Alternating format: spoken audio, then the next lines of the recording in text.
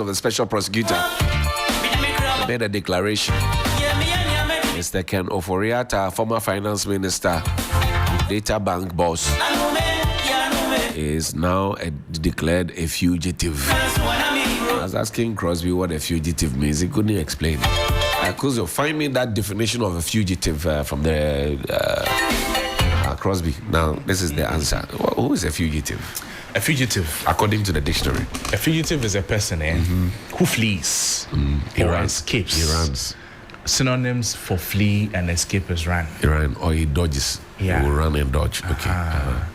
And travel secretly. In fact, from place to place. Not one place, like from place to place. Mia.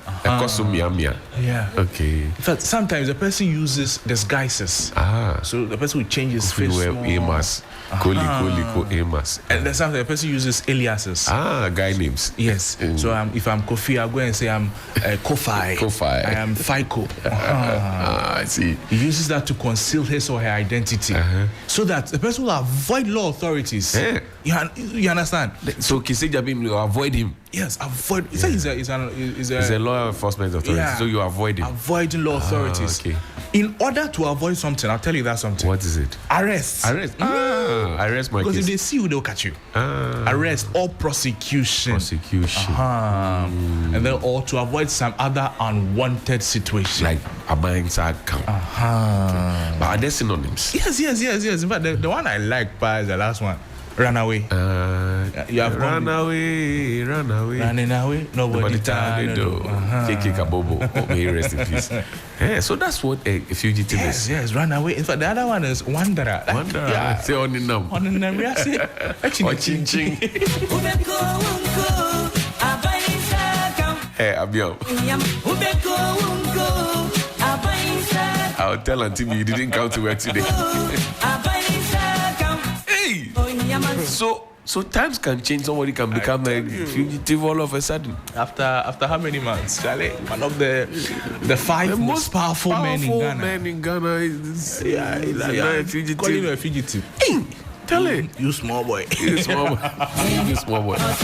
Look, let's listen to the Special Prosecutor. What did he say yesterday? Listen to him. OSP is unconvinced that the purported medical letter transmitted by Mr. Ofori-Atta through his lawyers to the OSP represents a medical report to the effect that Mr. Ofori-Atta is incapacitated or is so sickly and invalid to the extent that he is physically unable to return to the jurisdiction without imperiling his life.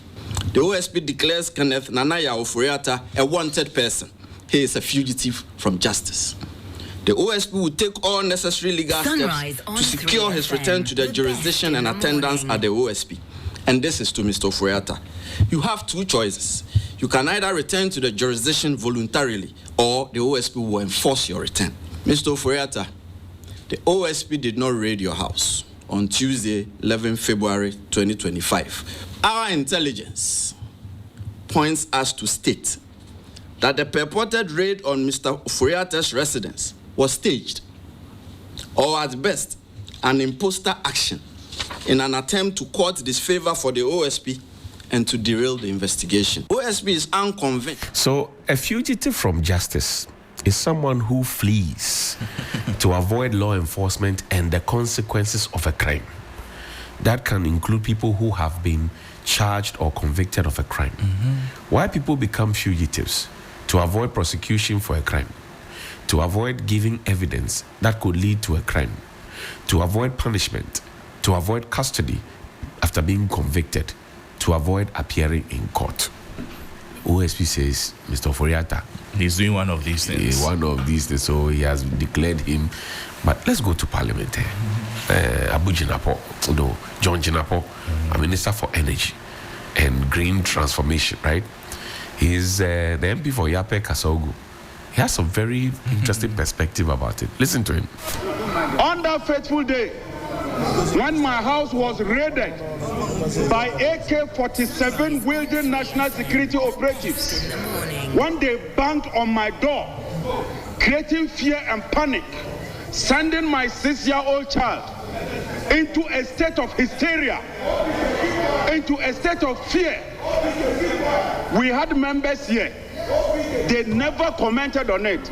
And I commend Professor Michael Quay on that day when he stood up and ruled that what they were doing was wrong. In our local language, fugitive, in our local language, it means that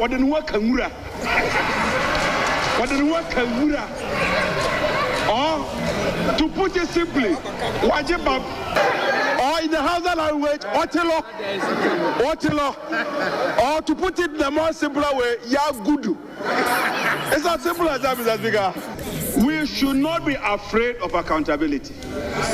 As public officials, when they took my laptop, it got to a point they couldn't even open the iPhone.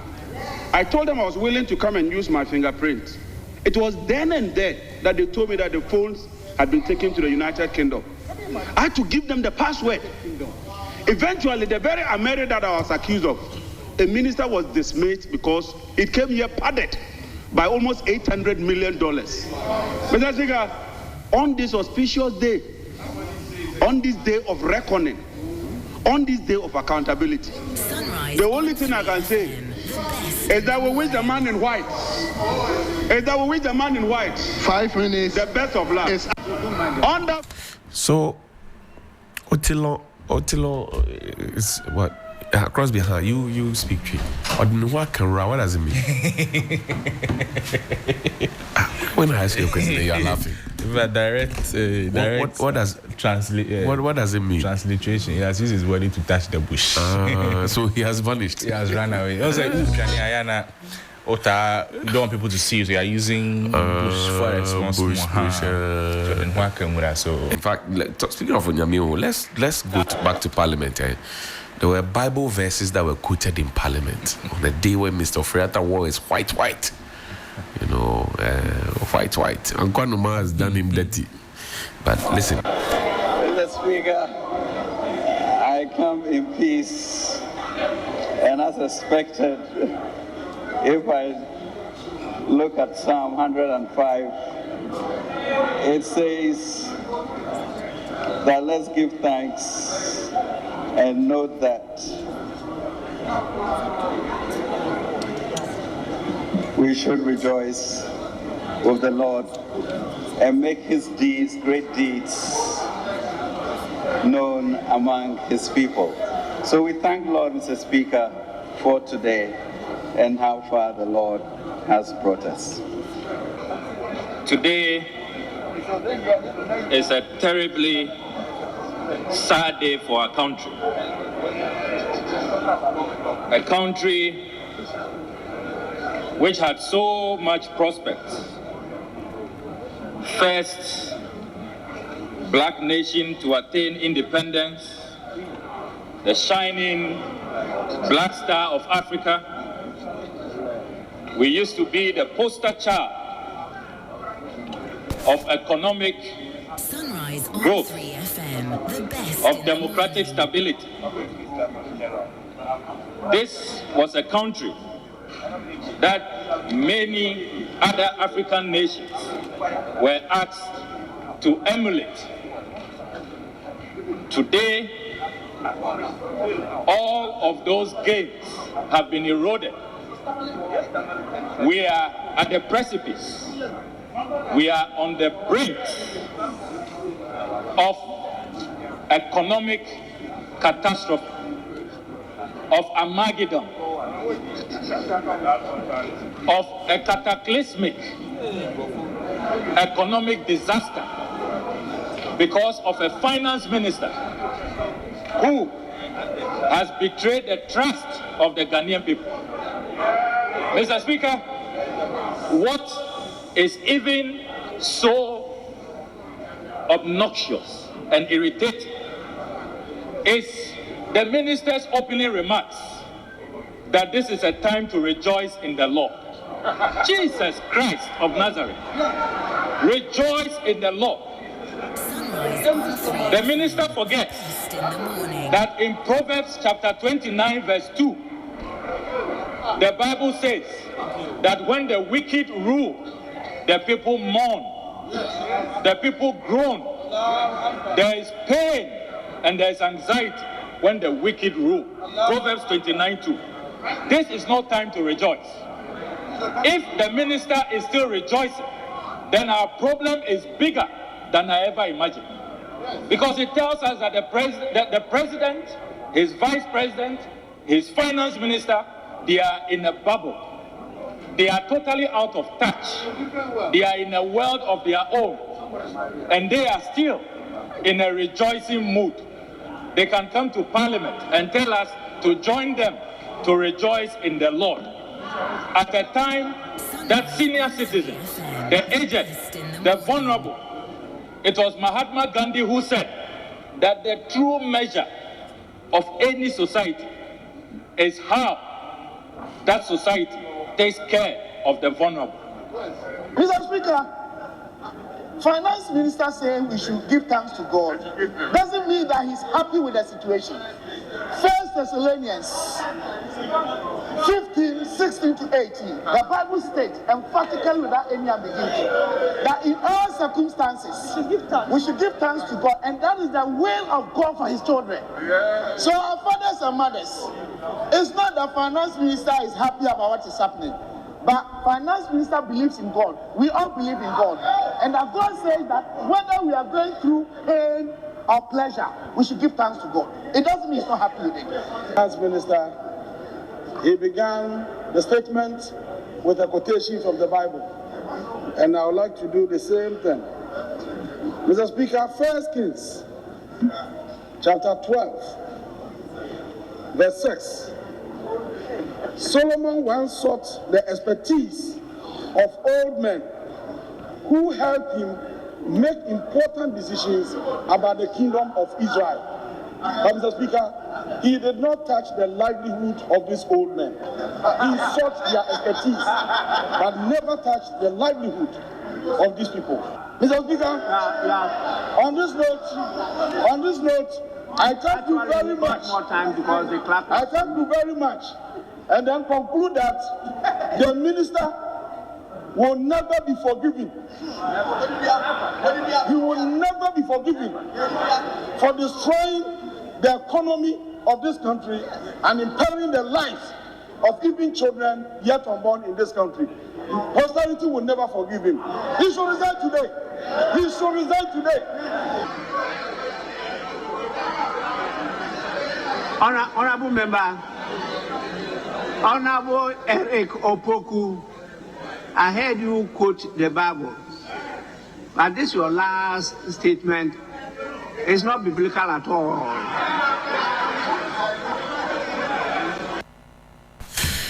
Crosby, they were doing draw your sword at Parliament and Parliament. Draw your sword. Ofori-Atta quoted just one. See, in all things give thanks. Everybody is now quoting, showing Sunday school skills. Charlie. So right now, wherever he is, he should give thanks to God. Yeah, give thanks, yeah. Nothing, you should give thanks to God. If you don't go Sunday school, wahala for you. Look, let's see the charges. What is Mr. Ofori-Atta being called back to come and answer? So the Special Prosecutor, it says these are the major cases against Ofori-Atta. We'll start with the National Cathedral expenditure. Right. The people say it's the biggest hole, man-made hole in the world. Right. A total of $58 million has been spent on the National Cathedral project. Now, despite widespread public criticism over the project's financial mismanagement, the board members, they received allowances totaling 2.2 million cedis over 31 months. So that's for one. That's for the National Cathedral. The first one, I saw 58 million. Yes. $58 million. National Cathedral. $58 million. Yes. Oh, there's the land, there's iron rods, they've dug the cement, the swimming pool part. And then the plywood that they have used and the roofing sheet they have used to wall the place. So $58 million. OSP says the former finance minister has questions to answer here. The $58 million. So we're putting the National Cathedral aside. Now we're going to the ambulance scandal. The one that Akufo-Addo's daughter received contract to go and fix that. Please, her name has not been mentioned. No, I'm just saying. This ambulance repair contract. The company didn't even exist. Or was that what was? You read. $108 million. So that the first one was 51 million. This one is 108 million. 58 million. This is $108 million. In this one, $34.9 million was allocated for spare parts for 307 ambulances. Hey, $34.9 million. 307 ambulances. One spare parts. Hey, Charlie. See, Charlie, the Bible was used to deceive us, pal. The market analysis from Mercedes-Benz ambulance dealers worldwide, it suggests that $113,695 per unit exceeds the cost of a fully equipped ambulance. So in this analysis, I'll tell you what it means. The $34.9 million was allocated for spare parts for 307 spare parts, but the one that we bought, the price was inflated. The price was inflated. But why is Kukwajimamenu not being mentioned in this one? It means we bought the spare parts $113,695 per unit. Per unit. And in fact, it exceeds the cost of a fully equipped ambulance. So instead of you buying the spare parts, you could have bought new ambulances. So we bought it in bits and pieces. Yes. Yeah, well, we could have bought a whole ambulance less than... No, but how are you expecting people to make money if you are buying the full thing? You buy small. Charlie. So this raised serious concerns about procurement irregularities. This is another of the issues that the OSP is mentioning. ECG. How do you pronounce that thing? Is it Zhao Cheng? ECG entered into a contract with Beijing Zhao Cheng Technology, BXC, to improve power distribution efficiency and reduce losses. Yeah, but ECG. The contract was abruptly terminated under unclear circumstances. We will say we will not do again. Raising transparency issues regarding the decision-making process. So these are the four. This is the third one. There's a fourth one. You know the most recent one, the SML monitoring deal, GRA, your friends. Yeah, our very good friends who take risk allowance for sitting in air conditioning, be guarded by security officers. So this is what the GRA SML monitoring deal is about. So Strategic Mobilization Limited, SML, they were contracted to monitor petroleum products in real time to reduce tax leakages and boost government revenue. So they were contracted to give government money. No prior assessment was conducted to determine the necessity of the service before the contract was awarded. The contract was awarded without prior approval from the Public Procurement Authority, but was later regularized by the Ghana Revenue Authority. That is why GRA is mentioned. Now the total fees. Let's talk about total fees. To the SML people. Yes, 2018 to 2024. 1.06 billion cedis. Hey. This Ghana money. They collect from market women. Oh yeah, small. Take property rates, business operation permits. Together, 1.6. They collect income SML tax, and then they'll give it to people. Yeah. Oh wow. And the projected fees under the 2023 contract, the 5-year duration. Just a business in cry 5 years. So 2023, so 2023, 24, 25, 26, 27. Wow. 5.1 billion. 5.1 billion cedis. Yeah. Hey. And these are people who are contracted to help governments stop losing money. I see. And this is how much they are collecting. Yeah. This is why Ofori-Atta is being looked for. Now, let's look at the big one. The big one. These are the amount of monies we're looking for. So the ambulance scandal, $34.9 million was spent on spare parts for 307 ambulances. But who did the spare parts? Is it Akufado's daughter? Or you don't want to talk about it? I'm talking about what the OSP and her boyfriend about. That was what we were told. Or the $34.9 million went to his family and friends. Okay. It went to the spare parts company. The spare parts company. Yeah. That had no experience. That was not even existing. Hey!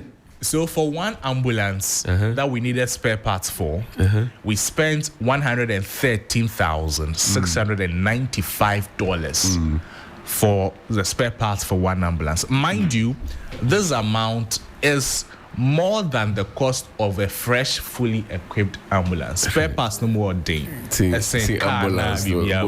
Yagudu. Otilo. Between August 2021 and March 2022, Government of Ghana contributed 200, billion, right? Yes. 226 billion, 962,500,000 US dollars. That's Ghana cedis, but in dollars is 38 billion, 505 dollars, 087.7, 38 million, 515,000. 86 dollars point 75. Is it pence? There's is 50 cents. No cents. 75 cents towards the construction of the cathedral. Hey, you see, the money is plenty. It confused, but so the cathedral has it been built? No. It's not been built. No, the house is not there. The cathedral. The man who said he's not present. They say it's underground though. The cathedral. Or you swim. You swim and you. You cleanse yourself before you enter it. Look, this is why. Look, OSP is calling. So your own appointee is now asking you accountability questions. You don't want to come, according to the OSP. Now, it says we are informed by a client that a letter dated the 24th day of January 2025 was left at our client's security post for his attention. Our client has been out of the country and therefore not in his home in Ghana at the time. The said letter has been brought to our attention on the instructions of our client, who is still out of Ghana. The said letter is inviting our client to attend in person in your offices on Monday, 10 February 2025 at 10 a.m. If you obviously missed that date. We are therefore humbly bringing to your attention that we shall give you notice of his arrival in the country so as to reschedule your invitation to him for the purposes as stated in the heading of your letter and the reference. This is the letter.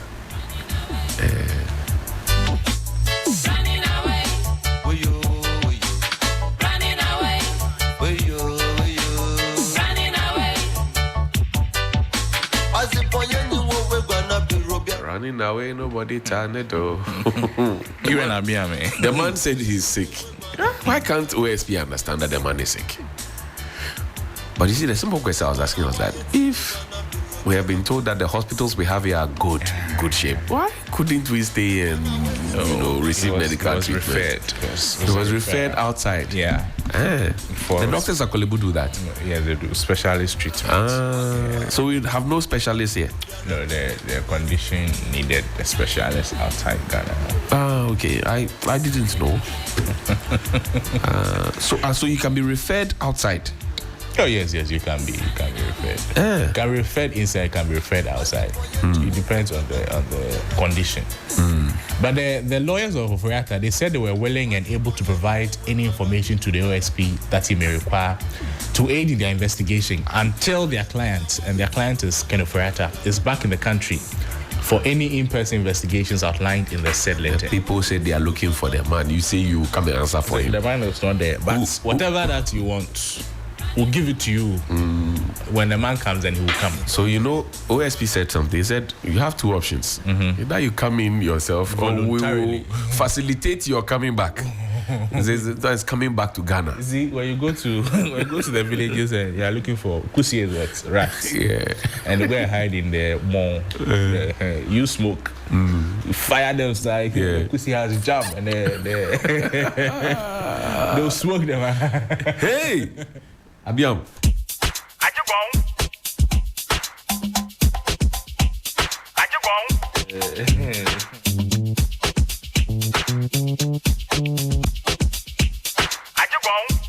The God of Ken Ofori-Atta will not put him to shame.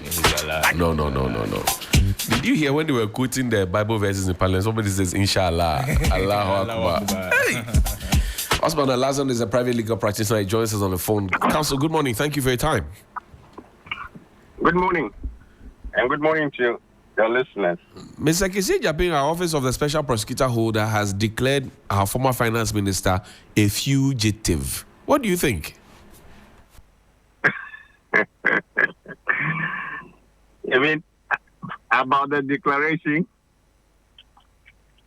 That's right. Well, I mean, I'm not fully privy to the facts antecedent to the declaration, but it means that the former finance minister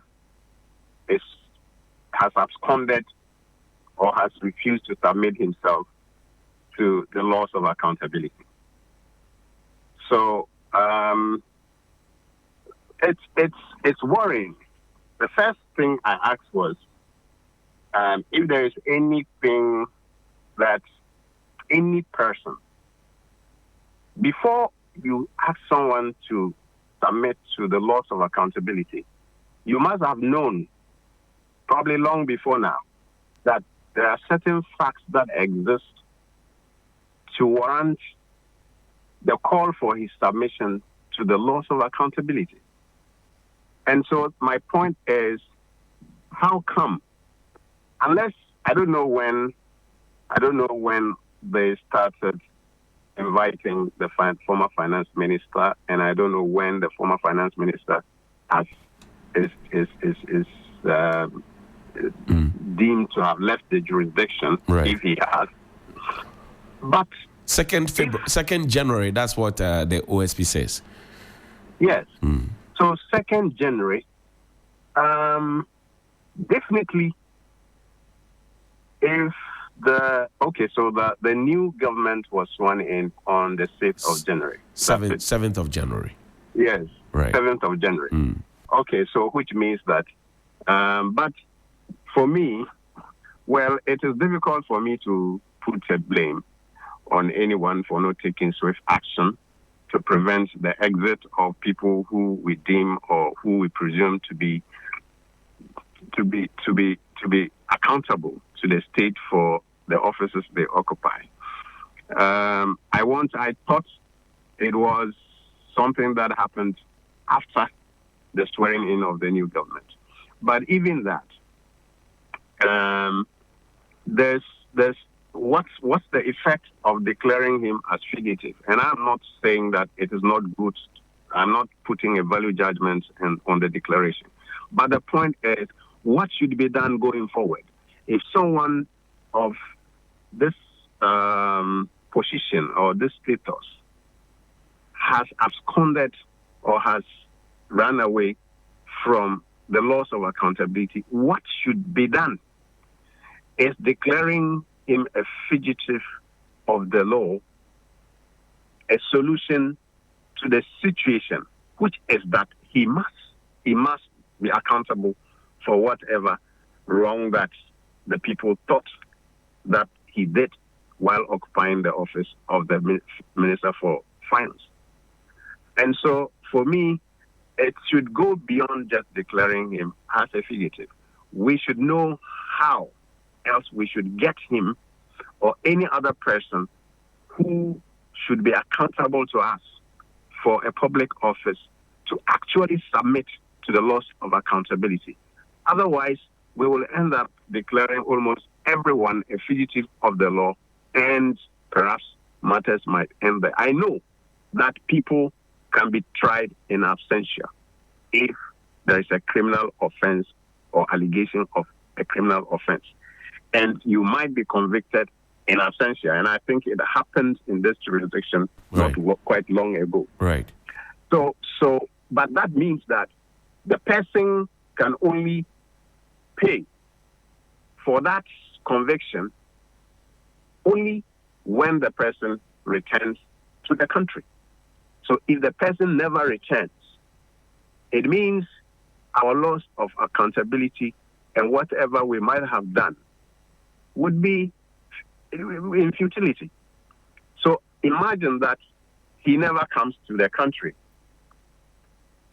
And we shouldn't set a precedent where public officials would think that there is an exit route from accountability whenever they leave office, which is that just travel out of the country and find a settlement somewhere and enjoy the largesse.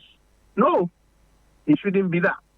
I believe there are international collaborations by which we can use to make sure that those who have committed wrongs or offenses in public office and probably have left the jurisdiction can be held to account. But let me be quick to add that I do not know the reason for which the former finance minister is out of the jurisdiction.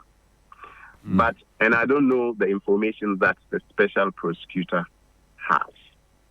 And so if, for instance, he's probably going out to attend to some needs and return to the jurisdiction and submit himself to the, well, that should not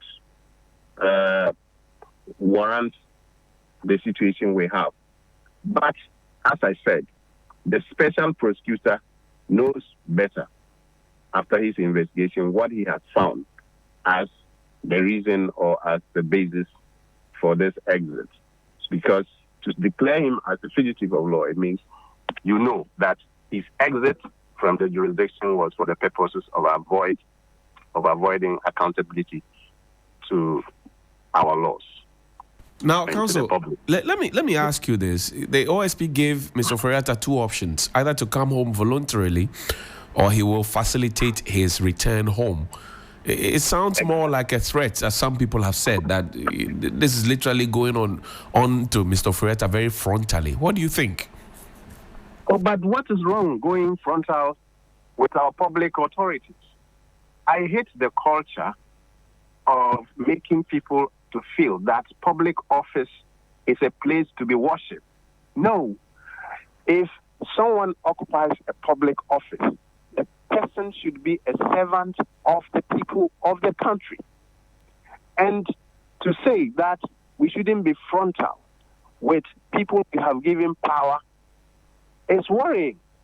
I don't see anything wrong with being frontal with someone who occupies a public office and about whom we have thought or we have reason to believe that he should be accountable to us in one way or the other. Especially that a public office, another institution of governance, from its own investigation, came to the conclusion that you have exited the country, and that exit is for the purpose of avoiding public accountability under our laws. What would be the problem with going frontal? In fact, there can't be any other situation that require frontal approach than this, if you ask me. And for me, so if there is, I actually appreciate and like that aspect of the special prosecutor's posturing, because it is assuring, it is reassuring to the people of Ghana that although that the person has left for the purposes of avoiding accountability, there is another way that I can facilitate his way back. That is reassuring. And I think we shouldn't be worried about being frontal or otherwise. I don't think anything that the special prosecutor said is actually out of place. So, Mr. Ofori-Atta should be coming home on his own? Say again. Should Mr. Ofori-Atta be coming home on his own, in his own interest?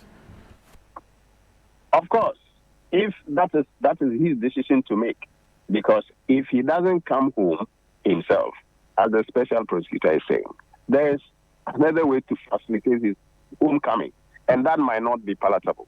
That might not be a convenient way to come back, as it would have been if he had decided to return by himself. Great. I thank you very much. Yes. And so if he probably wants to avoid drama and perhaps the possible embarrassment of the special prosecutor facilitating his return, it is in his own interest to come and submit himself to the laws of Ghana. If you do everything right, if you don't have any doubts about your culpability in public office, you shouldn't be running away. I hear you. Osman Alassane. I hear you. Osman Alassane is a private legal practitioner. He joined us here to spend his breakfast with us. We're grateful. Thank you, sir.